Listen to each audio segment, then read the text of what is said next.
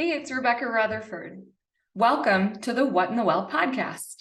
My friend Angie Huber and I are here to provide an entertaining and relatable perspective on well-being. If you want to shift your mindset and make incremental progress toward your work and home life goals, you are in the right place. Well, hello there. Well, great to see you, Rebecca. How's it It's always going? great. You know what? What? If you can see behind me, it is going the way that a Girl Scout cookie assembly line goes. It is my daughter outdid herself on her sales, and so to kick it off on a time management topic, my entire life right now revolves around trying to orchestrate the assembly and delivery of 139 boxes of Girl Scout cookies. And how's that going for you? It's a real exercise in time management for me, because you know what I don't have is time to do that. So what's really coincidental about this as well is that we are starting this episode late. We were supposed to start recording like 15 minutes ago, but speaking of time management, right. What do you, when you just hear time, like when you just hear the word time management, what comes up for you? What's it mean to you? I'm going to be 100% transparent and say that this is one of the areas in my life that I have to really work at. Yeah. Time for me it exists in some sort of crazy vacuum that I come in and out of, but I'm not, my instinct is not to be conscious of time. My instinct is to be hyper-focused on the thing in front of me, which, obviously leads to some issues when I lose track of time. I have other obligations. The other thing that I struggle with time-wise is that I function under the delusion that I can get anywhere in town in 20 minutes or less. So I arrive most places sweating. Yeah. And, that's it. This is just I don't know, so this is the part about time management that is kind of like, I don't want to say confusing necessarily, but it's tricky. So my prime example of that is that it is a real thing that people with ADHD a lot of times suffer with what's referred to as time blindness, where they do get hyper-focused on something, which is truly, naturally something that they have in their brain that just allows them to get so focused on something that they lose track of time, and they show up late, and it's just kind of a ongoing struggle.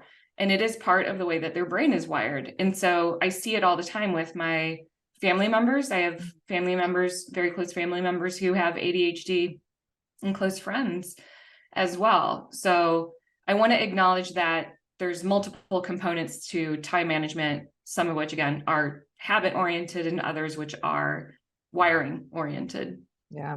Well, and when I think about the time blindness, is another perspective to think about that is when you are in a task, because some of that is when you're in flow state. If you are so into something and you're doing it and you're working on it, right? And hours can go by. Is that bad?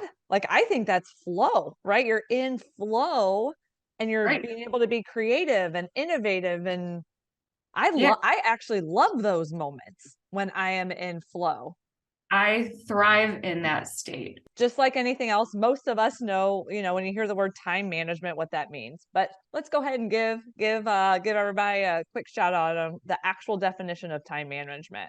Yeah. So the topic we're talking about here today is time management, and time management's the process of organizing and planning how you divide your time in between activities.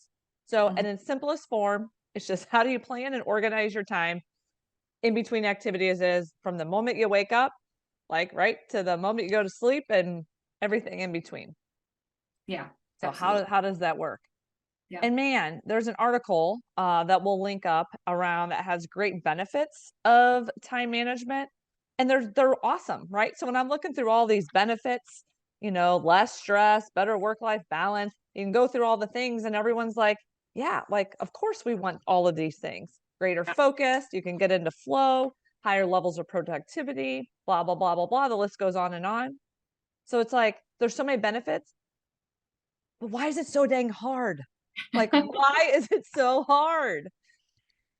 Yeah, There's not a silver bullet to time man. There's not a silver bullet to time management and managing your time well. yeah. Well, I think it ultimately begins with understanding yourself and how you perceive time, because there are so many tools that are presented as possible ways to manage your time better, but we all have a unique flavor of how we deal with time. And so you just kind of have to find the right solution to your own orientation towards time. So for me, for instance, because I am not great naturally at it, I have a million tools that I use in order to make myself better, so that I'm not stuck in a shame cycle about why do I suck at time management. And I think that a lot of times we're well-meaning in that we have a lot of different things we want to do, but perhaps a little bit delusional about how long certain things take, or how many pop-up activities, such as the Girl Scout assembly line. Taking a look at what are all the things Yeah. that you're doing Mhm. with your time, Mhm. and which ones align with who you are, your Yes. purpose, your Mhm. values, and which ones don't, right? Yes. So, like, Yeah. how do you start there? So, there are things that I have been super intentional about and continue to be intentional about. If I'm spending time on it and it is not in alignment Yes. with who I am, what I'm doing, things that bring me peace and joy or give me energy, Mhm. I try and if it's something like I have to do, like renew my license plates, right? Like who wants to actually do that? That's Yeah. awful, right? But like Right. um besides those types of things, right? It goes to the bottom of the list, it goes off, or it gets bottom of the list, or how can I make this thing Yeah. as So, painless as possible? right. I think you hit on a really good point about values and goals. And one of the things that I've trained myself to do over time, and it started with a post-it note, because I do tend, when I'm working especially, to get lost in the weeds on something that isn't the most important thing. So Mhm. for a long time, I had a post-it note on my computer monitor that said, "Is this the most important thing?" Yeah. And now I don't need the post-it, because I catch myself in a rabbit hole on a task. Because as we all know, when you're working on something, a lot of times it's a nested doll situation where you're like, okay, I started doing this thing, but now I realize I have to do this thing and this thing and this thing before I can actually do the thing. And then you have to get to a point where you're like, but is this even the most important thing that I could be spending my time on? Or, And yeah, or or do I need to give this thing, do I need to take it to perfection? Am I trying to get it to 100%? Is if this is the most important thing, what's a 40% draft right now? Is that good right, enough? Like, right, it's the letting go. There's so much of a letting go here of that we need to do all the things and we have to do them to perfection or to right. completion. So one of the myth busters, I know we wanted to talk about time management myth busters, and Yeah. there's five. Let's Mhm. rally around these for a few minutes. Love it. Do a little dance. Is the first myth is that there's actually a finish line Yes. with time. Yes. This It's goes always ongoing. There's right. no stop. Like there's the Yeah. maybe like things like you say, like sometimes you have appointments, right? Right. Like the time things where yeah, you got to get your kids to school on time by a certain time. But for a Yeah. lot of things like work and things that we're working on and contributing, there's no Right. finish line. No. It's continuous. Right. Well, if you look at it in terms of what can I get feedback on in order to determine if I'm even going in the right direction on a task, because a lot of times what happens is we get to the end of something that we feel like is perfect and find out when it's way too late that we invested time going in the wrong direction. So I look at it in terms of iterating on something so that you can come up with the minimal viable product, whatever it may be. MVP, baby. Your MVP. MVP. Gotta love an MVP. Yeah, Good old design thinking. Shout out to my exactly. design thinking, Right. Yeah. design thinking friends. It's Yeah, always iterating. Always. always. Right. So I think to the point about the myth on the magical finish line, forget the finish line. Think about it as the 10-yard line, the 20-yard line, the 30-yard line. Like, we're not trying to make touchdowns at our first pass on anything ever. Not at all. Like, yeah, there's an end zone, maybe, but probably not. It's probably not where you thought it was. And that's okay. You've got to be agile in that, from that, you've got to be willing to know that down the field, you're going to get interrupted. You're going to get disrupted. Things are going to happen. But the quicker you can get feedback on something, the better chance you have of getting where you want to be. So what I'm hearing on this one, Mythbusters #1, here we are, busting this myth. Is it a mindset around letting go of perfection and Right. letting go that there's really hard finish lines a lot of Yeah. time? So how do you embrace everything we're doing is a constant iteration? Right. And as a practical tip, small increments. Yes. One thing I use, like I want to write the author, Judy Howler, who created the planner that I use. I think it was the Vibe and Thrive planner. Now it's called the Opportunity Planner. We can link up in the show notes. It's a goal focused planner, and it literally breaks it into daily, weekly, monthly, annual goals. And if I've been doing it now for a couple of years and breaking it into small goals and activities into small, manageable, bite-sized pieces, to your point, game changing. The things that I've been able to accomplish and the focus on what's most important, it's been awesome. Yeah, there's a lot in the corporate world that I've experienced in the last several years around Agile, as a method, Agile methodologies. And I've gone through IC Agile, the governing essentially like credential body for Agile methodologies. And they obviously emphasize some tools that are really useful around this as it relates to breaking down tasks into smaller iterative chunks so that you can feel like in a time boxed, maybe 2-week time period, you are making progress toward the end goal and not getting so wrapped up in doing anything else in that 2-week period that isn't manageable within that 2-week period. And then releasing your MVP into the world, getting feedback, and deciding whether or not the other things that were on your list are still valid to pursue. Yeah. And these can be big things or small things. Like I was I needed to register my youngest son for kindergarten. Okay. Registration process probably takes 30 to 45 minutes. Most of that is me trying to actually find the link, right? So 30 minutes to find the link. And then once you actually get in there, maybe 15 minutes for the registration process. And I had just enough time. So, and I was like, okay, like I do not have 45 minutes, but I have 10. So let me find the link today. Found the link. Okay, great. The next day, okay, I have just enough time to do the things. Once it's immunization records and the doctors, all the things and proof of our thing. I'm like, skip. I'll do that later, right? Made some progress. This weekend, now I'm gonna get out until 10 more minutes to get out the records and upload them. And then, so it took me 3 days. It'll take me 3 days or a whole week by the time it's done. But again, sometimes we don't have that and it becomes so daunting. It's like, hey, what can I do right now? All right. And then I'll do the next later. Mythbuster #2. This one I'm excited about to have some dialogue around. So myth 2 is a to-do list is an effective time management technique. I actually love a to-do list.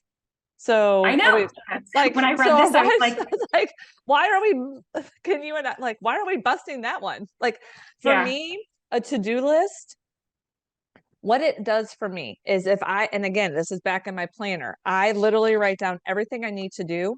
So then I don't have to think about it. Yeah. So then I go I don't even remember what's on today, but I did a couple days ago. So I go and go, oh yeah, what do I need to do today? Okay. it helps to free me up for more time of flow, for more Right. time to be present. Not so I wonder if the myth here is that we live and die by it. Like, what are we Okay. busting here? Because I Okay. actually love a good to-do list. I know. And I'm glad that you said that too, because I was like, Angie and I might publicly disagree on this, but we don't. So when I dug into this a little bit further, I believe that the author's intention of this myth, I think they worded it poorly in this statement, because their intention really was that don't confuse a task list for productivity. Yep. Don't think just because you made the list that you're done. Right. Because a lot of times we make lists and then we're like, okay, I made the list. Obviously, I'm going to do that. It's kind of like what we talked about recently with contemplation and action, that if thinking about something but not actually taking action on it is not productive, just like taking action without actually thinking about why you're taking that action is not productive. Yeah. So I believe that's their intent behind this myth. So I'm here to put a vote in favor of to-do lists. I feel like without it, I would lose my mind. Right. Yeah. To-do lists. And so here's how I use it sometimes. So I'll write down everything just to get it out and out of my head. Otherwise, it's spinning up here in my mind. So a to-do list helps me to get it out all on paper. Mhm. Then how I organize it, prioritize it, work it, Yeah. that's a whole thing. That's a whole different animal. So I will then go, all right, I have 10 things on my to-do list today. I could probably get out my planner and tell you how many I have. And then I'm going to go to your post-it note. What's most important today? Is there a Mhm. time deadline? Like, do I got to get the soccer registration in by, to register my kid for soccer by a certain date? Like, what's the most priority here? And then a Right. lot of times, you know what happens? I go, okay, these are the most important things today, or I can't get this whole thing done. I can get started on it. And then I just kick it to the next day. Or I go, Yep. you know what? It's Friday. Mama's not doing anything. And then I put it to, so Right. it's to your point, it's the get it out there, Mhm. but then how you work the list Right. and what's your mindset around it. To-do list definitely can serve as value.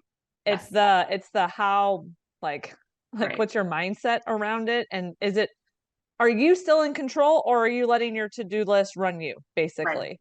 Right. Still keep yourself in control of it and manage it, and it can be a very effective tool. Absolutely. All right, myth number 3. Emails, calls, or sudden deadlines are distractions.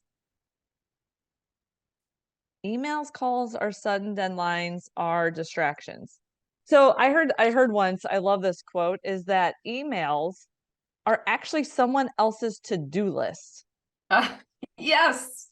I love that, because it So is. It's the it projection of I need you in order to I complete need my you. task. Yes. Yep. And so if we're constantly on email, Mhm. we're just, you know what we're doing? We're helping everybody else with their to-do list, Yeah. right? And what their task is and managing their time. Yeah. I like to think of emails, calls, distractions, the little team message pop-up things, the constant things that just sprinkle in through the day as what's that saying around if you have a marble jar, like a glass jar, and the rocks, you got big rocks in there. So let's say that those are the most important things, or the things that you value most. And then you can put, like, what is it? Water in there and fill it up, and then sand. Like, I think about then the sand, but Mhm. the sand sometimes are the things that can suck up your day if you're not careful. And I like to think of emails and calls and sudden distractions and little team message chats all day long, like um text messages that pop up through the day. Like, for me, Yeah. that's the little sand. And man, when you get sand in your shoes, right? Like you're at the beach, and or like wet sand, like it's just annoying. Yeah. Can I just say, I think some people are going to hate me for saying this, and that's okay. I'm willing to stand by this statement, because I believe that I don't know about you, but I have met plenty of people in a work environment in particular who tell me that they cannot turn off their email. They cannot turn off their phone. Their job requires them to always be reactive to the communication from other people. And personally, I don't buy it I don't because buy it either. I don't buy it at all. And in some ways, it's kind of codependent in saying that I will choose first to solve someone else's problem rather than allowing them even the opportunity to solve their own problem. Because like you said, most of the time when somebody emails you, it's because they're shifting their problem to you to see if you can help them solve it, which is fine. I think it's fine in a lot of circumstances to help somebody, but you've got to do it when you have the availability, given all of the other things that might be the most important thing that you have to do. It's absolutely a distraction when somebody interrupts you from your flow state, from your work that you're trying to complete. So I know some people might take that personally, but I think it gives us an opportunity to kind of introspect a little bit. Like, why do I think I have to be accessible all the time? Yeah. Why? Am I afraid that I'm going to let somebody else down? Because that's probably not the right motivation for being accessible. Well, and think about the impact, the downstream impact to that. Here's what I've noticed. I'm on Zoom meetings with my job, literally 8 to 5, pretty much all day long, like in meetings all the time. I'm just noticing, because now we have text, emails, Zoom, Teams chats. Like sometimes somebody will ask me one question and they send me a text, a Teams chat, and an email on the same question. But what Yeah. I'm noticing though is that there is a huge lack of no presence, Yeah. because I'm watching. So we're on a meeting. We have called a meeting together to work on something or solve something together. That should be like, sometimes, yes, you got to get to the email or like access stuff, but there's who's actually present here. Most of the Right. time they're chatting, messaging, working, answering emails. And Yeah. so like it's wasted time, because That's then we don't solve the problem that we actually need to solve or get the work done. So then right. what do? We call another meeting. And I'm just noticing, like, you know what? If we can just stop for, Mhm. we could probably get this meeting done in 15 minutes. If Yes. everyone is fully present, what are we here to solve for? All right, let's get the things out. Let's discuss. Great. Now go back to your email and your team chats and your text Yeah. messages. I just, it's a huge distraction. Yes. I Um, think this has become even more tragic and prevalent since people have worked remote, because you're meeting on your computer where all your other stuff is. And at least back in the day when people met in person, you could have meetings where you said, this is a device-free meeting. We need everybody to focus on this. We've got to collaborate around this problem. And you could physically see if somebody was on their device. yeah, But now everybody's on a device. So yeah. it's impossible to assume that people are going to be 100% focused all of the time in their meetings. And I think that's tragic. I think it's created more meetings. I might do a little bit of emails throughout the day, Yeah, but I'm on meetings all day and I'm trying to be present. right. But then Yeah, I love when I'm in a meeting with someone and they're responding to emails that are sitting in their inbox while we're in a meeting talking about something completely different.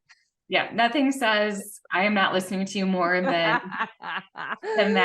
I Your think, boss. yeah, I think for me too, there's this, one of the true myths is that multitasking is possible, because Yes. I feel like we all want to think that we can do more than one thing at once, but I talk a lot about, life math, but there's also like, generally like brain math. Like you cannot be 100% focused on a thing while you're also doing another thing. Mathematically, that's impossible. So the idea that you can multitask means that you are only doing something 50% or less at a Yeah, time. let's myth bust that one right here. And that gets to myth buster number 4, which is a perfect time management strategy exists, right? Right. Yeah. It doesn't. And can we also just hear, it's been proven you cannot multitask. You literally can only focus on one thing at a time. And so if you adopt that, I can literally only focus on one thing at a time, even though you think you might be, oh, I can pull this up and put this in the chat and do this and like I can do all these things all at one time. You can't. You're taking the moment you start on a different task, you've taken your attention off whatever task you are working on. Right. Absolutely. Um, One big mindset shift that's been a game changer for me, is letting go of the thoughts and then the words, I don't have enough time. I heard a keynote speaker a few years ago. I wish I could remember who it was so I could give credit, but it was a session on time management and giving some best practices. And one of the takeaways was letting go of the words, I don't have enough time. Because when you think it and then you say it, you're actually attracting it. So you're Right. attracting, I don't have enough time. Right. She challenged us to go and adopt, I have just enough time to. Yeah. Okay. And so I think this was like 5 or 7 years ago. I heard this speaker. From that moment on, I started practicing. Now it literally never comes out. Well, I'm about ready to say it now, so I can't say never, but it rarely comes out of my mouth and it doesn't enter in my thoughts. I don't have enough time. Yeah. It has been replaced with, I have just enough time to. I have just enough time to get 5 minutes of an exercise in. Not going to get an hour today, but I have just enough time to get 5. I have just enough time to make this quick phone call. I have just enough time to get the kindergarten registration started. I have Right. just enough time to. I have just enough time to. And the more you say and think, I have just enough time to, and then what you're saying after that, the Yeah. more you do it with the things that matter, you're Yeah. just attracting it, and it's powerful. I have Yeah. just enough time to be present with my kids for 5 minutes before we have to get ready. I have just enough time to. It's been game changing. Yeah. That is a game-changing mindset shift. I love that. I think it does put more accountability on us to own how we're managing our time when we articulate it like that. And I feel like in productivity culture, in where we live, it's so how many times do you ask somebody how they've been and they say busy? Well, being busy doing the wrong thing is not necessarily productive. It's just being busy. So ultimately, when you say, I don't have time for anything, or I don't have time to do the things that I want to do, if you take accountability and realize that you do have a choice, you really do have a choice, then perhaps you can shift what you're spending your time on into doing the most important things. It's been so that would be, if you take anything away from this podcast today, and if you don't have that mindset, that's the one that has been transformational for me. I would invite you to practice, try that instead of Yes. stop saying I don't have enough time, because that's exactly what you're attracting. And Yeah. you're likely not going to be as productive or as present or Yeah. doing the things that you love. Try and replace it with, I have just enough Right. time to, and see what happens. Practice, I love play with that. it. I love that. So everybody, get out there and do the most important thing. That's Yeah. what I would say. Get out there and do the most important thing. Do we like these myths? No, I think we are myth busting the myths. We're here to myth bust. We are myth busting the myths. Yeah. It's not a lack of time, it's a lack of discipline. So it's about building the habits in order to be able to do many things, maybe not at once, but to be able to be disciplined enough to get through your tasks by implementing some of the strategies that we've already talked about. Yeah, it's, for me, a lot of times it is discipline. Yeah. And so it's discipline. Like, for example, I have a discipline that I do write out my to-do list, right? We hope you enjoyed today's episode of What in the Well. Be sure to review, rate, and subscribe to our podcast. And if you have a topic you'd like us to cover, share it in the comments. Stay well until we meet again.